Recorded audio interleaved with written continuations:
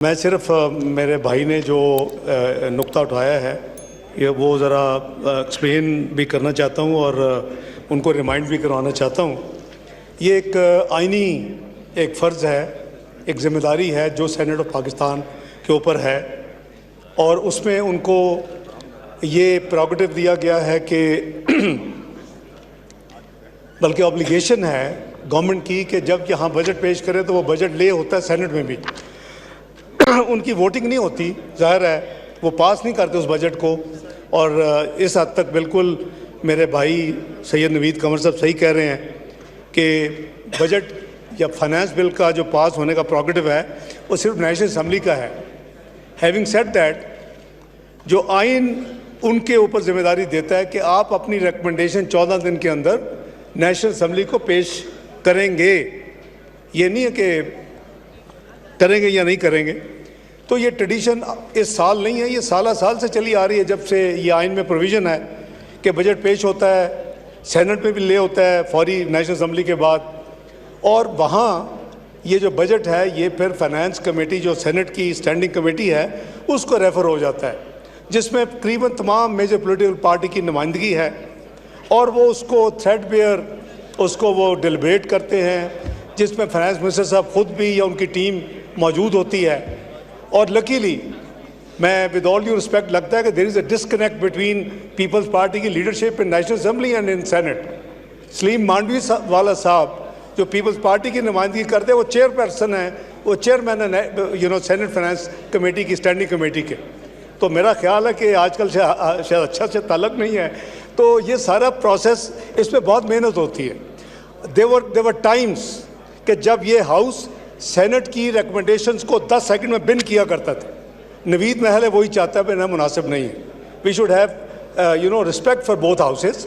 It would be a contempt to say कि जी हम परवाह नहीं करते और उनका क्या काम है। उनका काम है, वो अपना कॉन्स्टिट्यूशनल काम जिम्मेदारी अदा कर रहे हैं और उनके ऊपर एहसान नहीं किया गया कि जो बजट वहाँ पेश किया जाता है। आइन आपका कहता है और उन्होंने उस आइन की ताबेदारी करते हुए अपनी मेहनत करके और रिकमेंडेशन दी हैं। चूँकि फाइनेंस मिनिस्ट्री इसमें थ्रू आउट शामिल होती है उस प्रोसेस में, तो वो जो चीज़ें डूएबल होती हैं वो उसको अडॉप्ट कर लेते हैं। और वो मैं एक्सपेक्ट करता हूँ कि जब वाइंडिंग अप स्पीच करेंगे जो कि आज या कल जब भी होगी फाइनेंस मिनिस्टर साहब, तो वो उसको उसमें अकोमोडेट कर लेते हैं। मैंने as a for a change मैंने 2013 से 2017 जो 5 बजट पेश किए, I always gave them due priority. और जो चीज़ देखिए, कोई भी आपको अच्छा मशवरा दे सकता है, तो आपका अपना सिस्टर हाउस है और आपकी अपनी कमेटी है, तमाम आपकी यही पॉलिटिकल पार्टी यहाँ बैठी हैं वहाँ भी बैठी हैं। तो वो मैं जो चीज़ें लिया जा सकती होती थी मैं लेता था और मैं बताता था कि इतनी रिकमेंडेशंस हैं, फॉर एग्जांपल 100 हैं, उसमें 50 ले ली हैं, उसमें जो आधी ली हैं वो 30 ली हैं और 20 हमें एक्सेप्टेबल नहीं है। तो बात यह है कि उसी स्पिरिट के साथ अगर कोई अच्छी चीज़ है तो लेनी चाहिए।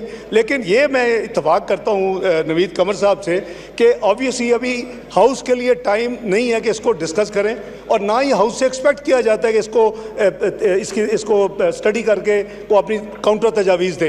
ये फाइनेंस मिनिस्ट्री का काम है जो कि थ्रू आउट अटैच है उस तमाम मीटिंग्स में सेनेट की, कि जो चीज़ें रियलिस्टिक हैं, जो वो अफोर्ड कर सकते हैं, वो obviously everybody wants the sky.